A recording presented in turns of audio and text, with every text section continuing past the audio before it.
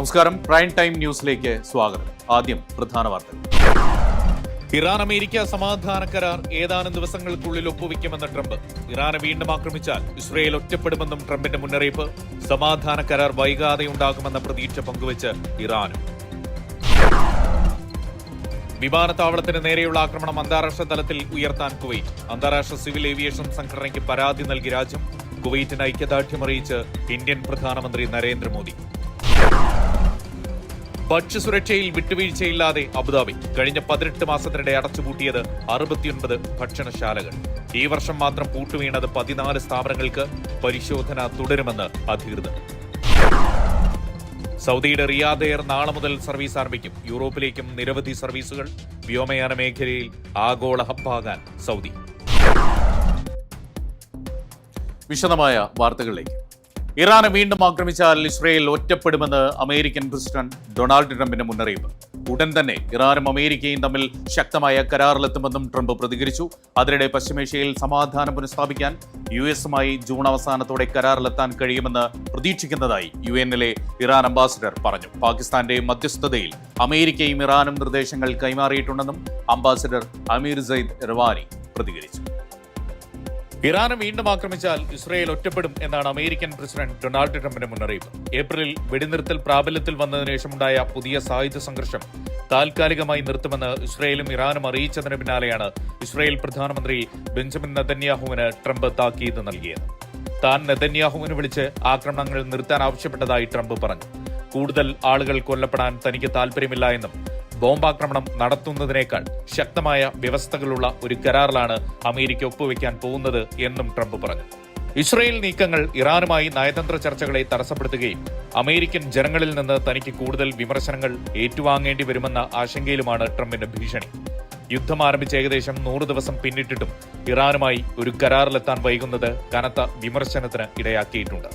അതിനിടെ ഈ മാസം അവസാനത്തോടെയെങ്കിലും അമേരിക്കയുമായി ധാരണയിലെത്തുമോ എന്ന മാധ്യമങ്ങളുടെ ചോദ്യത്തിന് അങ്ങനെ പ്രതീക്ഷിക്കുന്നു എന്ന് യുഎന്നിലെ ഇറാൻ അംബാസിഡർ അമീർ സയ്യിദ് ഇർവാനി മറുപടി നൽകി. പാകിസ്ഥാൻ മധ്യസ്ഥതയിൽ അമേരിക്കയും ഇറാനും നിർദ്ദേശങ്ങൾ കൈമാറിയിട്ടുണ്ട്. പക്ഷേ ഒരു അന്തിമ രേഖ ലഭിച്ചിട്ടില്ല. അത് ലഭിക്കാൻ ഞങ്ങൾ ശ്രമിക്കുകയാണെന്നും യുഎൻ സുരക്ഷാ കൌൺസിൽ യോഗത്തിന് പിന്നാലെ അമീർ സയ്യിദ് ഇർവാനി പറഞ്ഞു. വെടിനിർത്തൽ സമഗ്രമാണെന്നും ലബനൻ ഉൾപ്പെടെയുള്ള മേഖലയ്ക്ക് ഇത് ബാധകമാണെന്നും അദ്ദേഹം വ്യക്തമാക്കി. News desk NTV. ഹോർമുസ് കടലിടുക്കിന് സമീപം ആക്രമിക്കപ്പെട്ട കപ്പലിലെ ഇന്ത്യൻ ജീവനക്കാർ ഉൾപ്പെടെ എല്ലാവരെയും ഒമാൻ കോസ്റ്റ് ഗാർഡ് രക്ഷപ്പെടുത്തി. MT മാറിവെക്സ് എന്ന കപ്പലിലെ 24 ഇന്ത്യൻ ജീവനക്കാരെയാണ് രക്ഷപ്പെടുത്തിയത്. ഒമാൻ അധികൃതർ നടത്തിയ അതിവേഗ രക്ഷാപ്രവർത്തനത്തിന് മസ്കറ്റിലെ ഇന്ത്യൻ എംബസി നന്ദി അറിയിച്ചു. എന്നാൽ ആരാണ് കപ്പലിനെ ആക്രമിച്ചത് എന്ന കാര്യത്തിൽ വ്യക്തത വന്നിട്ടില്ല. കപ്പലിലെ മുഴുവൻ ഇന്ത്യൻ ജീവനക്കാരെയും സുരക്ഷിതമായി പുറത്തെത്തിച്ചു എന്ന് എംബസി ഔദ്യോഗിക എക്സ് അക്കൌണ്ടിലൂടെ സ്ഥിരീകരിച്ചു. കപ്പലിന് നേരെ ആക്രമണമുണ്ടായതായുള്ള റിപ്പോർട്ടുകൾക്ക് പിന്നാലെ ഇന്ത്യൻ നയതന്ത്ര ഉദ്യോഗസ്ഥർ ഒമാൻ ഭരണകൂടവുമായി നിരന്തരം ബന്ധപ്പെടുകയും സാഹചര്യം സൂക്ഷ്മമായി നിരീക്ഷിക്കുകയും ചെയ്തിരുന്നു. എന്നാൽ സംഭവത്തിന്റെ പശ്ചാത്തലത്തെക്കുറിച്ചോ രക്ഷപ്പെടുത്തിയവരുടെ നിലവിലെ അവസ്ഥയെക്കുറിച്ചോ കൂടുതൽ വിവരങ്ങൾ എംബസി പുറത്തുവിട്ടിട്ടില്ല. കപ്പലിലുണ്ടായിരുന്ന ജീവനക്കാർ പ്രതിസന്ധിയിലാണെന്നും ഇന്ത്യൻ നാവികസേനയും വിദേശകാര്യ മന്ത്രാലയവും അടിയന്തരമായി ഇടപെടണം എന്നും ആവശ്യപ്പെട്ട് forward siemens union of India രംഗത്തെത്തിയിരുന്നു. ഇതിന് പിന്നാലെയാണ് ജീവനക്കാർ സുരക്ഷിതരാണ് എന്ന വാർത്ത പുറത്തുവന്നത്. കപ്പൽ ആക്രമിക്കപ്പെട്ട സംഭവത്തിൽ കൃത്യമായ വിവരങ്ങൾ ശേഖരിച്ചു വരികയാണെന്ന് ഇന്ത്യൻ എംബസി അറിയിച്ചു. സംഭവത്തെക്കുറിച്ച് ഒമാൻ അധികൃതരുമായി ചേർന്ന് അന്വേഷണം ആരംഭിച്ചതായും മന്ത്രാലയം വ്യക്തമാക്കി. കപ്പലിന് തീപിടിച്ചത് ആക്രമണം മൂലമാണോ എന്ന കാര്യം അധികൃതർ ഇതുവരെ സ്ഥിരീകരിച്ചിട്ടില്ല. News desk NTV. അന്താരാഷ്ട്ര സിവിൽ ഏവിയേഷൻ സംഘടനയ്ക്ക് രണ്ടാമത്തെ ഔദ്യോഗിക പ്രതിഷേധ കത്ത് കൈമാറി കുവൈറ്റ്. കുവൈറ്റിന്റെ വ്യോമാതിർത്തിയും അന്താരാഷ്ട്ര വിമാനത്താവളവും ലക്ഷ്യമിട്ടുള്ള ഇറാനിയൻ ആക്രമണങ്ങളെ ചൂണ്ടിക്കാട്ടിയാണ് കത്ത്. Kuwait general authority of civil ഏവിയേഷനാണ് കത്ത് കൈമാറിയത്. കുവൈറ്റ് വിമാനത്താവളത്തിന് നേരെ ഇറാൻ നടത്തിയ ആക്രമണങ്ങൾ അന്താരാഷ്ട്ര സിവിൽ ഏവിയേഷൻ കരാറുകളുടെയും ചട്ടങ്ങളുടെയും ഗുരുതരമായ ലംഘനമാണെന്നും യാത്രക്കാരുടെയും വിമാന കമ്പനികളുടെയും വിമാനത്താവള ജീവനക്കാരുടെയും സുരക്ഷയ്ക്ക് നേരിട്ടുള്ള ഭീഷണിയാണെന്നും കത്തിൽ ചൂണ്ടിക്കാട്ടുന്നു. അന്താരാഷ്ട്ര സിവിൽ ഏവിയേഷൻ സംഘടനയായ ഐക്കാവോയ്ക്കാണ് കത്ത് സമർപ്പിച്ചത്. കഴിഞ്ഞ ബുധനാഴ്ച ടെർമിനൽ 1 കെട്ടിടത്തിന് നേരെയുണ്ടായ ആക്രമണത്തിൽ മരണവും ഗുരുതര പരിക്കുകളും വൻ സാമ്പത്തിക നാശനഷ്ടങ്ങളും സംഭവിച്ചതായി അതോറിറ്റി വ്യക്തമാക്കി. ആക്രമണത്തെ തുടർന്ന് വിമാന സർവീസുകൾ താൽക്കാലികമായി നിർത്തിവെക്കേണ്ടി വന്നതും യാത്രക്കാരുടെയും വിമാന ഗതാഗതത്തിന്റെയും പ്രവർത്തനങ്ങളെ സാരമായി ബാധിച്ചതായും അധികൃതർ അറിയിച്ചു. ഫെബ്രുവരി 28-നുണ്ടായ ആദ്യ ആക്രമണത്തിൽ കേടുപാടുകൾ സംഭവിച്ച ടെർമിനൽ 1 അറ്റകുറ്റപ്പണികൾ പൂർത്തിയാക്കി സർവീസ് തുടങ്ങി 48 മണിക്കൂർ പിന്നിട്ടപ്പോഴേക്കും വീണ്ടും ആക്രമണമുണ്ടായത് സംഭവത്തിന്റെ ഗൌരവം വർദ്ധിപ്പിക്കുന്നതായും അതോറിറ്റി പറഞ്ഞു. ഇത്തരത്തിലുള്ള വ്യോമാതിക്രമങ്ങൾ ആവർത്തിക്കാതിരിക്കാൻ അടിയന്തരവും ശക്തവുമായ നടപടികൾ സ്വീകരിക്കണമെന്നും ഉത്തരവാദികളായവരെ അന്താരാഷ്ട്ര നിയമങ്ങൾ പ്രകാരം നടപടികൾക്ക് വിധേയരാക്കണമെന്നും കുവൈറ്റ് ഐക്യവേഡ് ആവശ്യപ്പെട്ടു. കുവൈറ്റിന്റെ പരമാധികാരം, ദേശീയ സുരക്ഷ, വ്യോമാതിർത്തി, സിവിലിയൻ സൗകര്യങ്ങൾ എന്നിവ സംരക്ഷിക്കാനായി അന്താരാഷ്ട്ര നിയമങ്ങൾ അനുവദിക്കുന്ന എല്ലാ അവകാശങ്ങളും രാജ്യം നിലനിർത്തും എന്നും DGCA വ്യക്തമാക്കി. NTV Kuwait city. കുവൈറ്റിനെതിരായ തുടർച്ചയായ ഇറാൻ ആക്രമണങ്ങളെ അപലപിച്ച് ഇന്ത്യൻ പ്രധാനമന്ത്രി നരേന്ദ്രമോദി. അമീർ ഷെയ്ഖ് ബിജാൽ അൽ അഹമ്മദ് അൽ ജാബിർ അസ്ബാഹിനെ ഫോണിൽ വിളിച്ച നരേന്ദ്രമോദി കുവൈറ്റിനോടും ജനങ്ങളോടും ഇന്ത്യയുടെ ഐക്യദാർഢ്യം അറിയിച്ചു. കുവൈറ്റിലെ സിവിലിയന്മാർക്കെതിരായിട്ടുള്ള സമീപകാല ആക്രമണത്തെയും അന്താരാഷ്ട്ര വിമാനത്താവള ആക്രമണത്തെയും അപലപിക്കുന്നതായി പ്രധാനമന്ത്രി മോദി ഫോൺ സംഭാഷണത്തിനിടെ വ്യക്തമാക്കി. ആക്രമണങ്ങൾ കുവൈറ്റിന്റെ പരമാധികാരം, അന്താരാഷ്ട്ര നിയമം, ഐക്യരാഷ്ട്രസഭ ചാർട്ടർ എന്നിവയുടെ നഗ്നമായ ലംഘനമാണെന്നും രാജ്യത്തെ നിരപരാധികളായ പൗരന്മാർക്കും താമസക്കാർക്കുമെതിരായ ഭീഷണിയാണെന്നും അദ്ദേഹം വിശേഷിപ്പിച്ചു.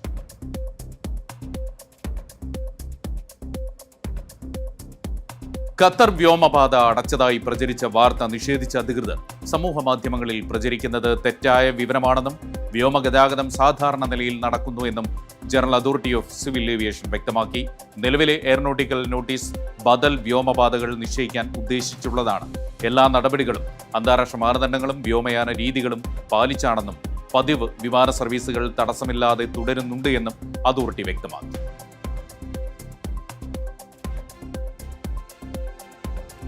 ഏഷ്യയിലേക്കുള്ള ക്രൂഡ് ഓയിൽ വില വീണ്ടും കുറച്ച് സൗദി അറേബ്യ. ജൂലൈ മുതൽ ബാരലിന് $6 കുറയ്ക്കാനാണ് തീരുമാനം. വില കുറച്ചില്ലെങ്കിൽ ഗൾഫ് ക്രൂഡ് ഓയിലിന് ആവശ്യക്കാർ കുറയും എന്ന വിലയിരുത്തലിനെ തുടർന്നാണ് നടപടി. ഏഷ്യൻ രാജ്യങ്ങളിലേക്കുള്ള അസംസ്കൃത എണ്ണയുടെ വില ജൂലൈ മുതൽ ബാരലിന് $6 കുറയ്ക്കാനാണ് സൗദി അറേബ്യയുടെ തീരുമാനം. തുടർച്ചയായ 2ാം മാസവും സൗദി ഏറ്റവും വലിയ എണ്ണ ഉൽപാദക കമ്പനിയായ അരാംകോ വില കുറച്ചെങ്കിലും സൗദിയുടെ അറബ് ലൈറ്റ് വിഭാഗത്തിലെ അസംസ്കൃത എണ്ണയ്ക്ക് പ്രാദേശിക ബെഞ്ച് മാർക്ക് വിലയേക്കാൾ $9.50 അധികമാണ്. യൂറോപ്പിലേക്കും അമേരിക്കയിലേക്കുമുള്ള ക്രൂഡ് ഓയിലിന്റെ വിലയും കുറച്ചു.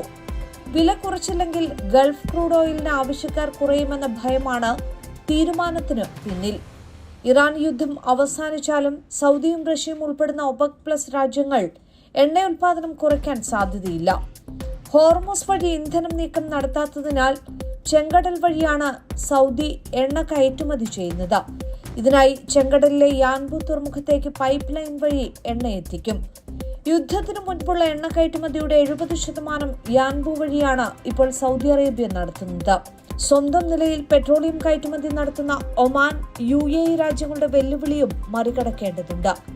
വില വർധന കാരണം പെട്രോളിയം ഉൽപ്പന്നങ്ങളുടെ ആവശ്യം കുറഞ്ഞതായാണ് ഒപെക്കിന്റെ അവലോകന റിപ്പോർട്ടിൽ പറയുന്നത്.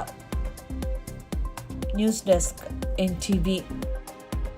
അബുദാബിയിൽ കഴിഞ്ഞ 18 മാസത്തിനിടെ അടച്ചുപൂട്ടിയത് 69 ഭക്ഷണശാലകൾ. ഗുരുതരമായ സുരക്ഷാ വീഴ്ചകൾ കണ്ടെത്തിയതിനെ തുടർന്നാണ് നടപടിയെടുത്തത് എന്ന് Abu Dhabi agriculture and food safety authority അറിയിച്ചു. ഈ വർഷം ഇതുവരെ 14 റെസ്റ്റോറന്റുകളാണ് പൂട്ടിയത്. എമിറേറ്റിലെ ഭക്ഷ്യസുരക്ഷാ മാനദണ്ഡങ്ങൾ പാലിക്കാത്ത സ്ഥാപനങ്ങൾക്കെതിരെ കർശനമായ നടപടിയാണ് അബുദാബി സ്വീകരിച്ചു വരുന്നത്. നിയമം പാലിക്കാത്ത 55 സ്ഥാപനങ്ങൾ 2025-ലും ഈ വർഷം ഇതുവരെ 14 റെസ്റ്റോറന്റ് ഉൾപ്പെടെയുള്ള ഭക്ഷ്യകേന്ദ്രങ്ങളും പൂട്ടി.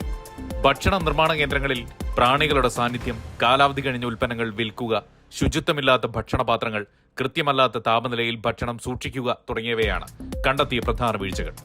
ഔദ്യോഗിക നിർദ്ദേശങ്ങൾ പാലിക്കുന്നതിൽ പരാജയപ്പെടുകയും പലതവണ മുന്നറിയിപ്പ് നൽകിയിട്ടും തിരുത്താത്തതുമായ സ്ഥാപനങ്ങൾക്കെതിരെയാണ് നടപടി. ഇതേ കാലയളവിൽ 7154 ഉപഭോക്തൃ പരാതികളാണ് അധികൃതർക്ക് ലഭിച്ചത്. സ്ഥാപനങ്ങളുടെ പേരും ചിത്രങ്ങളും അതോറിറ്റി പ്രസിദ്ധീകരിക്കുന്നുണ്ട്. സുരക്ഷാ മാനദണ്ഡങ്ങൾ പൂർണ്ണമായും പാലിച്ചാൽ മാത്രമേ ഈ സ്ഥാപനങ്ങൾക്ക് വീണ്ടും പ്രവർത്തനം തുടങ്ങാൻ അനുമതി ലഭിക്കൂ. ഭക്ഷണശാലകളുടെ നിലവാരം വ്യക്തമാക്കുന്ന സദ്ന റേറ്റിംഗ് പദ്ധതിയും അതോറിറ്റി നടപ്പാക്കുന്നുണ്ട്. NTV Abu Dhabi.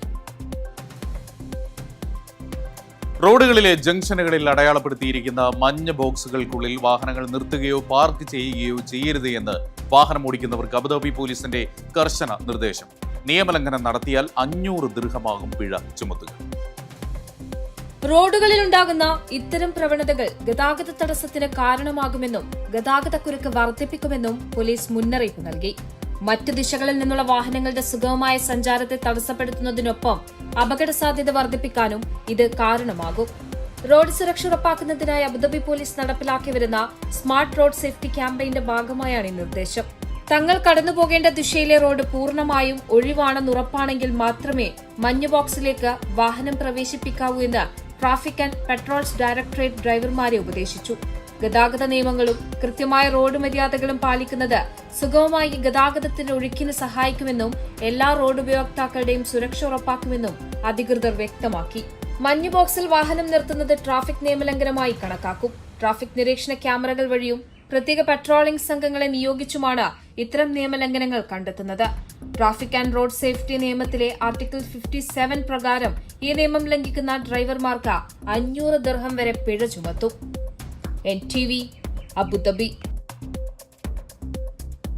വേനൽ അവധിക്ക് നാട്ടിൽ പോകാൻ കാത്തിരിക്കുന്നവർ എത്രയും വേഗം ടിക്കറ്റ് ബുക്ക് ചെയ്യണമെന്ന് ട്രാവൽ ഏജൻസികൾ. വരും ദിവസങ്ങളിൽ ഇനിയും ടിക്കറ്റ് റേറ്റ് കുതിച്ചുയരും. കൊച്ചിയിലേക്കും തിരുവനന്തപുരത്തേക്കും ജൂലൈ ആദ്യവാരത്തിൽ 3000 ദിർഹത്തിന് മുകളിലാണ് എമിറേറ്റ്സിന്റെ ടിക്കറ്റ് നിരക്ക്. സമ്മർ വെക്കേഷന് യാത്രയ്ക്കൊരുങ്ങുന്നവർ ലാസ്റ്റ് മിനിറ്റ് ഡീലിന് വെയിറ്റ് ചെയ്യുന്നത് അബദ്ധമാണെന്നാണ് ട്രാവൽ ഏജൻസികൾ വ്യക്തമാക്കുന്നത്. ഈ ഒരാഴ്ച കൂടി കുറഞ്ഞ നിരക്കിൽ ടിക്കറ്റ് ലഭിക്കുമെന്നാണ് ട്രാവൽ ഏജൻസികൾ വ്യക്തമാക്കുന്നത്. ജൂലൈ 3 മുതൽ ഓഗസ്റ്റ് 31 വരെയാണ് UAE സ്കൂളുകൾ അടയ്ക്കുക.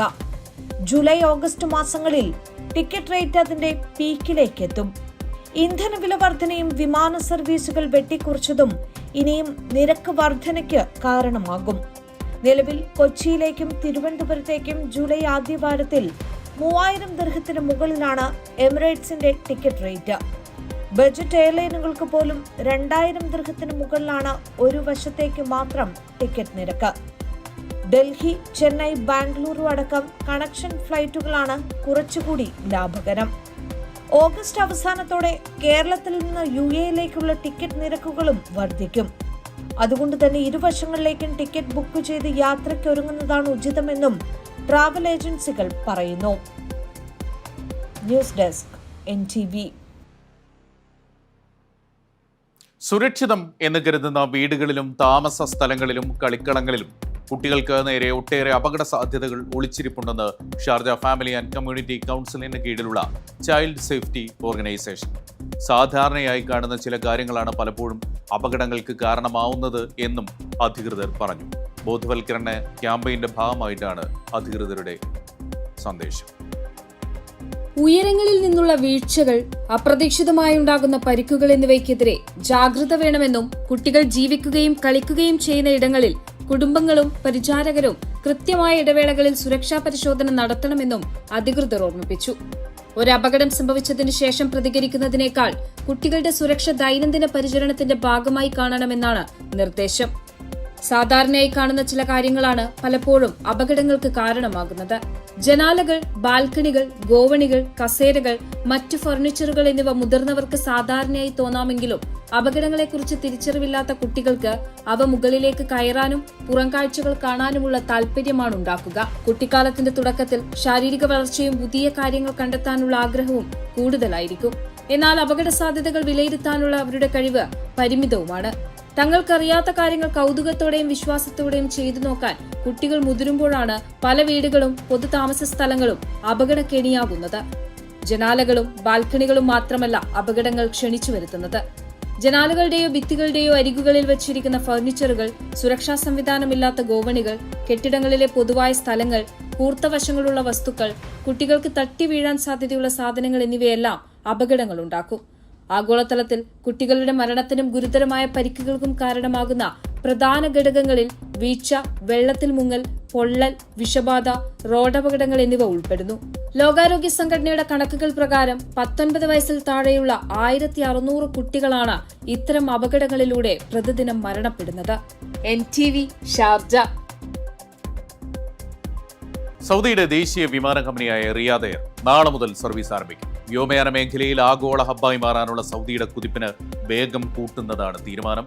ജൂലൈ 1 തുടങ്ങാൻ നിശ്ചയിച്ചിരുന്ന ലണ്ടനിലേക്കുള്ള ആദ്യ സർവീസാണ് 2 ആഴ്ച നേരത്തെ മുതൽ പറന്നു തുടങ്ങുന്നത്. മധ്യപൂർവ്വ ദേശത്തെ പ്രധാന വ്യോമയാന ഹബ്ബായി ഏതാനും വർഷങ്ങൾക്കുള്ളിൽ സൗദി അറേബ്യയെ മാറ്റുകയാണ് രാജ്യത്തിന്റെ ലക്ഷ്യം. അത്യാധുനിക ബോയിംഗ് ഡ്രീം ലൈനർ വിമാനങ്ങൾ ഔദ്യോഗികമായി പുറത്തിറക്കിക്കൊണ്ടാണ് റിയാദ് എയർ ചരിത്ര പ്രഖ്യാപനം നടത്തിയത്.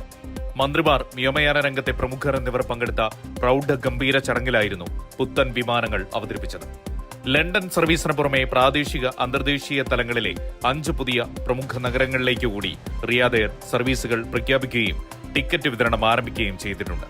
Jeddah, Dubai, Cairo, Madrid, Manchester എന്നിവയാണ് പുതുതായി പ്രഖ്യാപിച്ച റൂട്ടുകൾ. ഘട്ടങ്ങളായാണ് ഈ സർവീസുകൾ ആരംഭിക്കുക.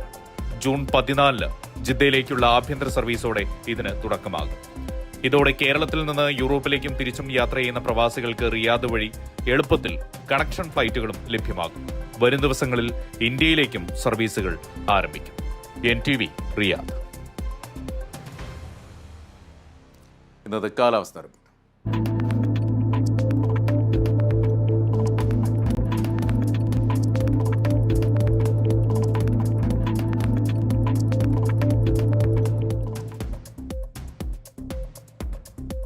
Exchange rate.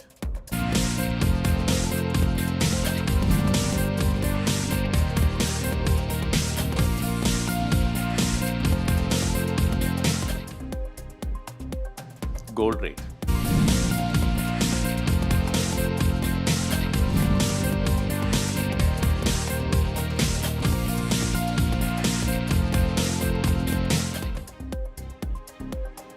പ്രധാന വാർത്തകൾ വീണ്ടും. ഇറാൻ അമേരിക്ക സമാധാന കരാർ ഏതാനും ദിവസങ്ങൾക്കുള്ളിൽ ഒപ്പുവെക്കുമെന്ന് ട്രംപ്. ഇറാനെ വീണ്ടും ആക്രമിച്ചാൽ ഇസ്രയേൽ ഒറ്റപ്പെടുമെന്നും ട്രംപിന്റെ മുന്നറിയിപ്പ്. സമാധാന കരാർ വൈകാതെ ഉണ്ടാകുമെന്ന പ്രതീക്ഷ പങ്കുവച്ച് ഇറാനും. വിമാനത്താവളത്തിന് നേരെയുള്ള ആക്രമണം അന്താരാഷ്ട്ര തലത്തിൽ ഉയർത്താൻ കുവൈറ്റ്. അന്താരാഷ്ട്ര സിവിൽ ഏവിയേഷൻ സംഘടനയ്ക്ക് പരാതി നൽകി രാജ്യം. കുവൈറ്റിന് ഐക്യദാർഢ്യം അറിയിച്ച് ഇന്ത്യൻ പ്രധാനമന്ത്രി Narendra Modi.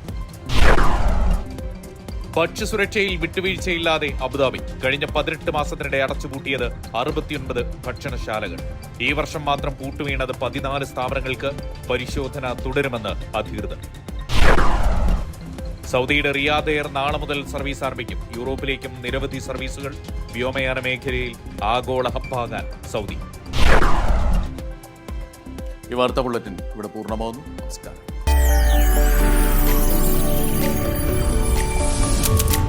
NTV UAE to the world.